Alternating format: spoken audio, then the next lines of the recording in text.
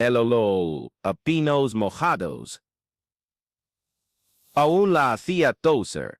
Elena Martínez respiró profundamente, intentando controlar las náuseas que le subían a la garganta cada vez que pisaba aquel suelo cubierto de hojas descompuestas. 5 años.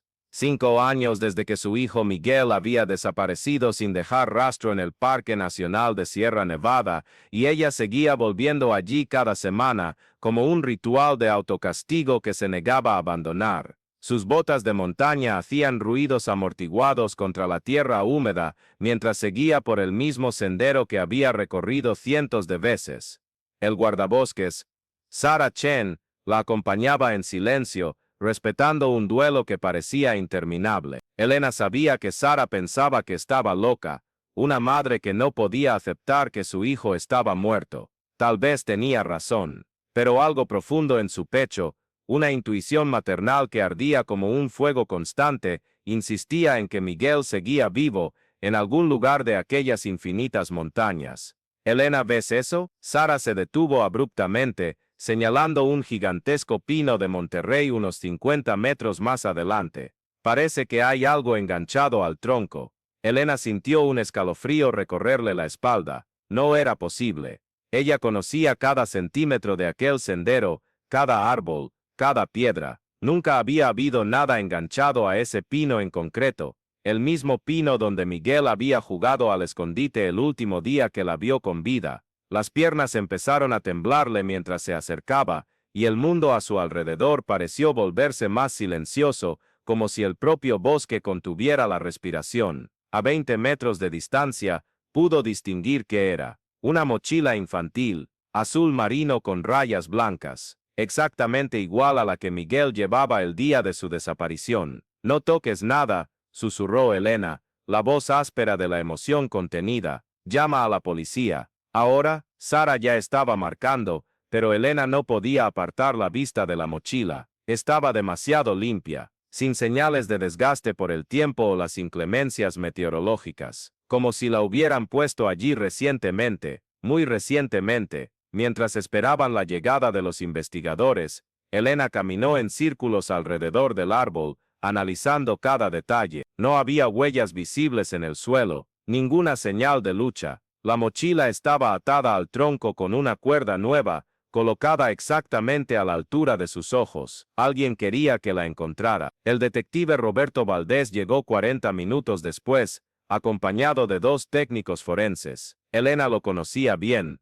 Él había dirigido la investigación original de la desaparición de Miguel, un hombre de 60 años, con el pelo canoso y ojos cansados que ya habían visto demasiado. «Elena, sé que es difícil, pero necesito que te alejes mientras recogemos las pruebas», dijo Valdés amablemente, poniendo una mano en su hombro. «Es la mochila de él, Roberto. Sé que lo es». Sus palabras salieron como un susurro desesperado. «Vamos a confirmarlo. Pero si realmente lo es, significa que alguien la ha puesto aquí a propósito. Y eso lo cambia todo». Elena observó cómo los técnicos retiraban cuidadosamente la mochila. Cuando la abrieron en el lugar, su corazón casi se paró. Dentro había una libreta escolar con el nombre Miguel Martínez escrito en la portada, algunos bolígrafos, un paquete de galletas intacto y al fondo, doblada con cuidado, una hoja de papel amarillenta. Valdés desplegó la hoja con guantes quirúrgicos. Era una carta manuscrita, con la caligrafía infantil que Elena reconocería en cualquier lugar. «Mamá, si estás leyendo esto, significa que te han dejado encontrarme. No estoy muerto, estoy en un lugar seguro con gente que me quiere de verdad. Ellos me han enseñado que tú nunca fuiste una buena madre. Siempre estabas trabajando, siempre enfadada, siempre me dejabas solo. Aquí tengo hermanos y hermanas que me comprenden. Por favor, no me busques más. Soy feliz ahora. Miguel». El mundo de Elena se derrumbó. Cada palabra de la carta era como una puñalada, pero era la letra de Miguel sin duda. Ella conocía cada curva, cada inclinación, pero las palabras no eran suyas. Miguel nunca le hablaría así. Eran muy unidos, especialmente después del complicado divorcio con el padre del niño. «Esto no tiene sentido», murmuró, las lágrimas cayendo por su rostro. «Miguel nunca, él no pensaba así de mí». Valdés estudió la carta con expresión sombría. Elena, esto puede ser un intento de manipulación. Alguien obligó a tu hijo a escribir esto. Estamos tratando con un secuestrador muy calculador. En las 2 semanas siguientes, la investigación ganó nueva intensidad. Peritos calígrafos confirmaron que la caligrafía era genuinamente de Miguel, pero análisis psicológicos del contenido revelaron inconsistencias significativas con el perfil psicológico del niño. La carta había sido escrita bajo coacción. Elena no podía dormir, no podía comer. La carta resonaba en su mente como un disco rayado. Cada palabra corroía su cordura. Si Miguel estaba vivo, ¿dónde estaba? ¿Quién se lo había llevado? ¿Y por qué esperar 5 años para dar una señal? Fue durante una de sus caminatas solitarias por el sendero que lo notó, un hombre de mediana edad, con el pelo largo y barba canosa, observándola desde lejos. Cuando sus miradas se cruzaron, él no apartó la vista. En lugar de eso, hizo un leve gesto y comenzó a caminar hacia ella. «Usted es la madre del niño», dijo, deteniéndose a pocos metros de distancia. Su voz era suave, casi hipnótica. «Elena Martínez». «¿Quién es usted?» Elena sintió un escalofrío recorrerle la espalda. «Mi nombre es Daniel Cronos. Soy el líder de una comunidad espiritual en las montañas. He oído hablar de su búsqueda incansable de su hijo». Sonrió, pero había algo inquietante en sus ojos azules claros. «Quizás pueda ayudarla». Elena debería haber huido. Cada instinto maternal gritaba peligro, pero la mención de Miguel la paralizó. «¿Sabe algo sobre mi hijo? Sé que está vivo, sé que está seguro, y sé que usted ha sufrido innecesariamente todos estos años». Daniel dio un paso más cerca. «En nuestra comunidad, creemos que los niños pertenecen a todos nosotros, que el amor verdadero no conoce barreras de sangre o propiedad». Las palabras resonaron siniestras en la mente de Elena. «¿Dónde está? Ven conmigo, te mostraré». Elena sabía que estaba cometiendo un error terrible, pero la posibilidad de volver a ver a Miguel borró cualquier raciocinio. Siguió a Daniel por senderos ocultos que nunca antes había recorrido, ascendiendo a la montaña durante casi 2 horas hasta llegar a un complejo de cabañas de madera enclavado en un valle aislado. El lugar parecía sacado de un cuento de hadas oscuro. Decenas de personas vestidas con ropas sencillas trabajaban en huertos y talleres. Niños jugaban descalzos en el césped. Sus risas resonaban por el valle, pero había algo extraño en la escena. Los niños parecían apagados. Sus sonrisas no llegaban a sus ojos. «Bienvenida al santuario de la nueva familia», dijo Daniel, extendiendo los brazos. «Aquí, curamos las heridas dejadas por el mundo exterior, especialmente las heridas de los niños que han sido descuidados por padres egoístas». Elena sintió un vuelco en el estómago. «¿Dónde está mi hijo? Paciencia. Primero, necesitas entender nuestra filosofía. Los niños que llegan hasta nosotros están rotos, traumatizados por familias disfuncionales. Nosotros los reconstruimos, les damos un propósito mayor». Una mujer se acercó, llevando una bandeja con té. Era guapa, pero había algo vacío en su mirada, como si estuviera drogada o hipnotizada. «Este es nuestro té de bienvenida», explicó Daniel. «Una mezcla de hierbas que calma la mente y abre el corazón a la verdad».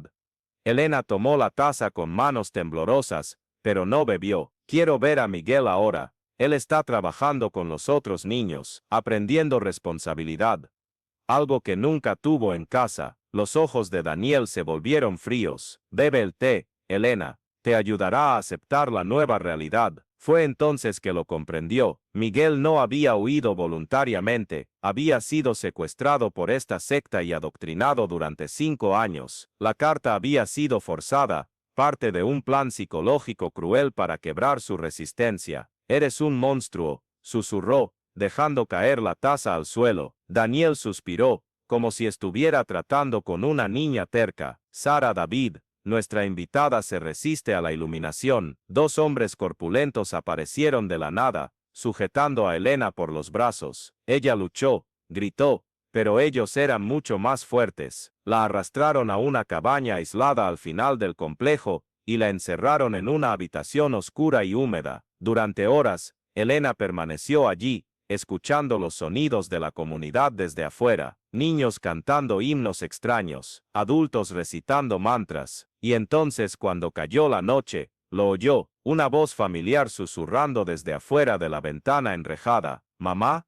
Elena se lanzó contra la ventana, allí estaba él, Miguel, más alto, más delgado, con el cabello largo y ropas sucias, pero eran los mismos ojos marrones con los que había soñado todas las noches durante 5 años. «Miguel, mi amor, eres tú». Ella extendió las manos a través de los barrotes, tocando el rostro de su hijo. «Mamá, no deberías haber venido. Daniel está enojado, dijo que eres tóxica, que me harás daño». «Eso no es verdad, Miguel.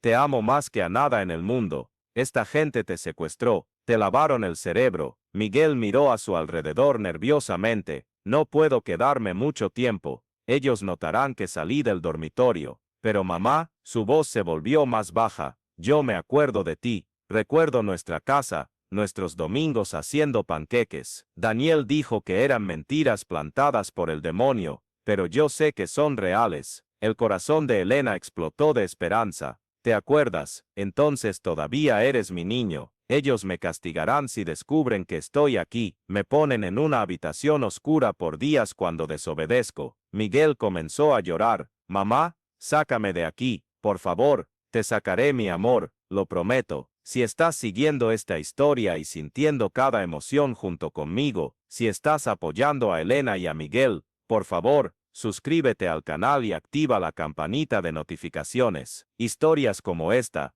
que tocan nuestros sentimientos más profundos y nos hacen reflexionar sobre el poder del amor materno y los peligros que existen en el mundo, son lo que intento traerles cada semana. Tu suscripción me ayuda a continuar creando contenido que realmente importa, que nos conecta como seres humanos a través de la narrativa. Ahora, continuemos con el destino de Elena y Miguel. Al día siguiente, Elena fue llevada ante Daniel de nuevo. Esta vez, él no estaba solo. Unos 20 miembros de la comunidad formaban un semicírculo a su alrededor, sus ojos fijos y acusadores. «Elena Martínez», Daniel comenzó, su voz resonando teatralmente por el espacio, «tú representas todo lo que está mal con la sociedad moderna: egoísmo, posesividad, amor condicional. Amo a mi hijo incondicionalmente. Ustedes lo secuestraron. Nosotros lo salvamos», gritó Daniel, perdiendo la compostura por primera vez. «Salvamos a Miguel de una madre que priorizaba su carrera en vez de la familia, de una mujer que lo dejaba solo para trabajar hasta tarde, de un hogar destruido por el divorcio».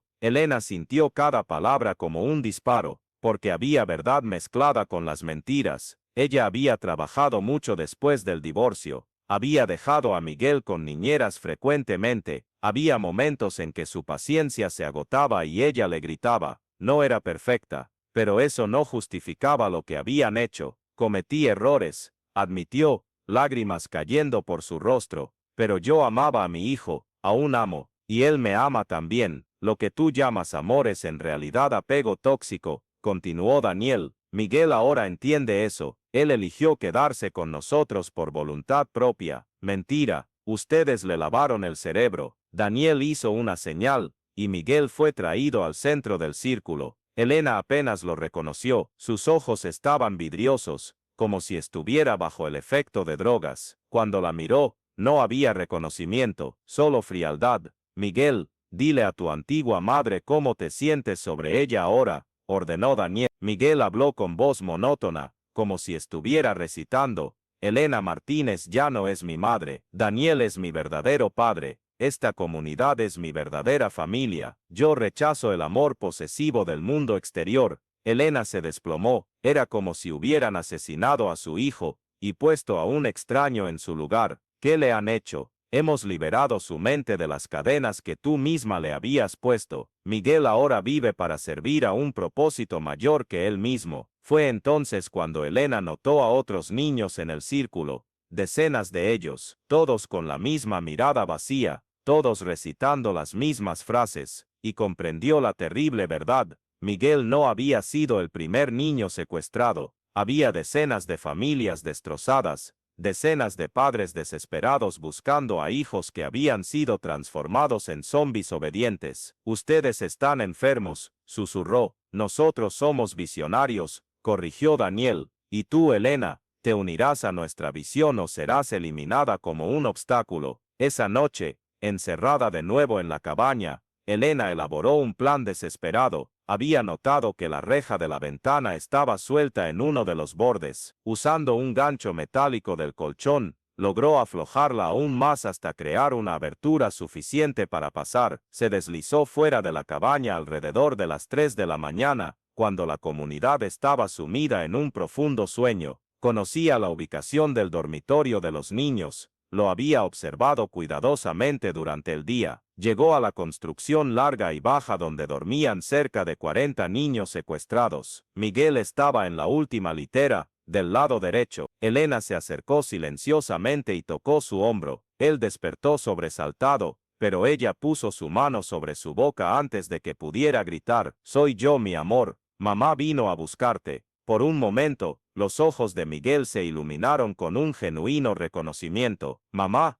sí, mi bebé, vámonos de aquí, ahora». Pero cuando Miguel intentó levantarse, Elena vio las cadenas. Finas esposas de metal sujetaban su tobillo a la estructura de la cama. «Dios mío», susurró, horrorizada. «¿Los encadenan para protegernos de los demonios nocturnos?», repitió Miguel automáticamente, pero había confusión en sus ojos. Elena buscó frenéticamente alguna herramienta para romper la cadena. Fue entonces cuando escuchó pasos afuera, muchos pasos. «Sabía que lo intentarías», dijo Daniel, entrando al dormitorio acompañado de 6 hombres armados con machetes. «El amor maternal es tan predecible. Por favor, déjenme llevar a mi hijo. Prometo que nunca más volveré aquí». «No lo entiendes, Elena. Miguel ya no es tu hijo. Y tú te has convertido en un problema que necesita ser resuelto permanentemente». Los hombres se acercaron, pero Elena no retrocedió. Estaba dispuesta a morir allí,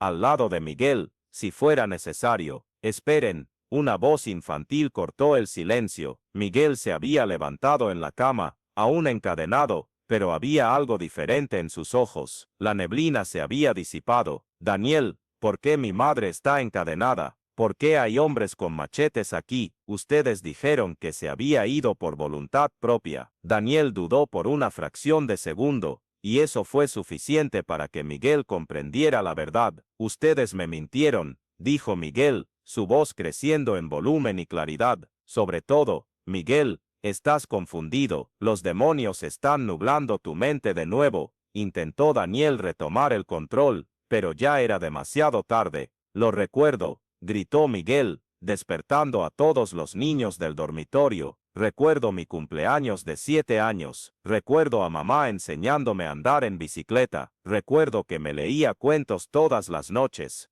El grito de Miguel tuvo un efecto dominó. Otros niños comenzaron a sentarse en las camas, confundidos, como si despertaran de una pesadilla colectiva. Recuerdos reprimidos comenzaron a resurgir. «Sara, ¿recuerdas a mamá?», gritó una niña de 8 años a otra.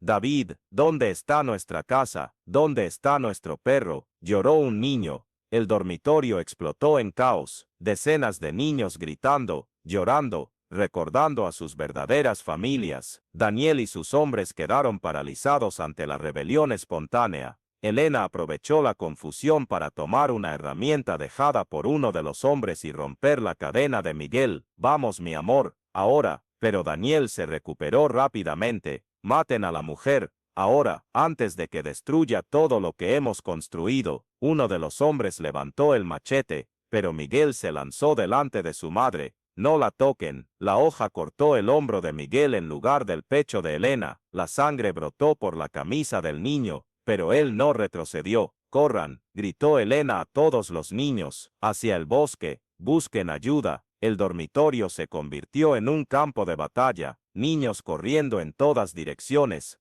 hombres intentando detenerlos, Elena luchando ferozmente para proteger a Miguel y a los otros pequeños. En medio del caos, vio una oportunidad y tomó a Miguel del brazo. «Vamos». Corrieron por el bosque oscuro, seguidos por los furiosos gritos de Daniel y sus seguidores. Elena conocía bien esas montañas después de 5 años de búsquedas. Sabía exactamente dónde había un puesto de guardabosques a 3 kilómetros de distancia. Corrieron como nunca antes habían corrido. Elena prácticamente cargando a Miguel que sangraba abundantemente. Ramas cortaban sus rostros, piedras les lastimaban sus pies descalzos, pero no se detuvieron. Llegaron al puesto cuando el sol estaba saliendo. El guarda Roger Williams apenas podía creer lo que veía: una mujer ensangrentada cargando a un niño herido, ambos en estado de shock total. «Llame a la policía», susurró Elena antes de desmayarse de agotamiento. «Hay decenas de niños secuestrados allá arriba». La operación de rescate que siguió fue la mayor en la historia de la región. 43 niños fueron liberados, algunos que habían desaparecido hacía más de 10 años. Daniel Cronos y 17 miembros de su secta fueron arrestados en flagrante delito. Durante los interrogatorios, se descubrió que la nueva familia operaba hacía casi 2 décadas, secuestrando niños vulnerables de familias destrozadas y usando técnicas sofisticadas de lavado de cerebro para borrar sus identidades originales. Los niños eran drogados con alucinógenos naturales,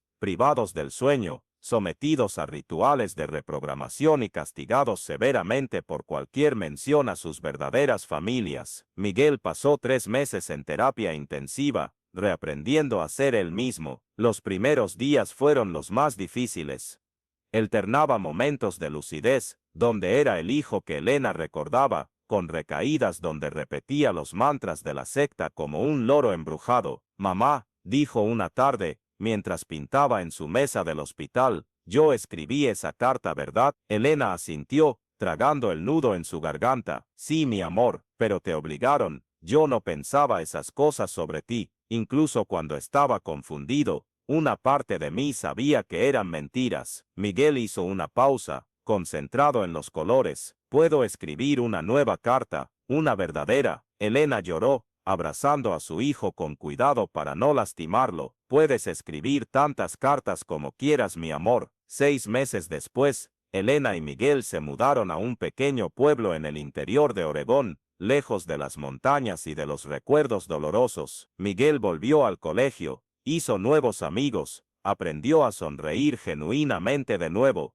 pero ambos llevaban cicatrices invisibles que nunca desaparecerían completamente. Elena continuó trabajando como abogada, pero ahora a medio tiempo. Todas las tardes, cuando Miguel llegaba del colegio, ella estaba en casa esperándolo con una merienda y una historia. Había aprendido que el amor verdadero no era perfecto, pero siempre estaba presente. Daniel Cronos fue condenado a cadena perpetua, pero Elena sabía que había otros como él, otros depredadores que se escondían tras filosofías distorsionadas para justificar sus crímenes horrendos. Por eso, comenzó a trabajar con organizaciones de derechos de la infancia, ayudando a otras familias que habían perdido hijos por culpa de sectas y cultos. «Mamá», dijo Miguel una noche, mientras ella lo acostaba, «¿crees que los otros niños estarán bien?». Elena pensó en las decenas de familias que había conocido durante el proceso legal. Algunos niños se recuperaron completamente, otros todavía luchaban contra los fantasmas dejados por años de manipulación psicológica. «Creo que sí, mi amor, puede llevar tiempo, pero el amor verdadero siempre encuentra la manera de curar». Miguel asintió, satisfecho con la respuesta, y cerró los ojos. Elena se quedó allí unos minutos, observándolo dormir, agradecida por tener a su hijo de vuelta, pero consciente de que la lucha contra los depredadores que destruyen familias apenas comenzaba. Afueras, el viento mecía los árboles, pero ya no eran árboles amenazantes, eran solo árboles, y Elena Martínez finalmente pudo dormir tranquila.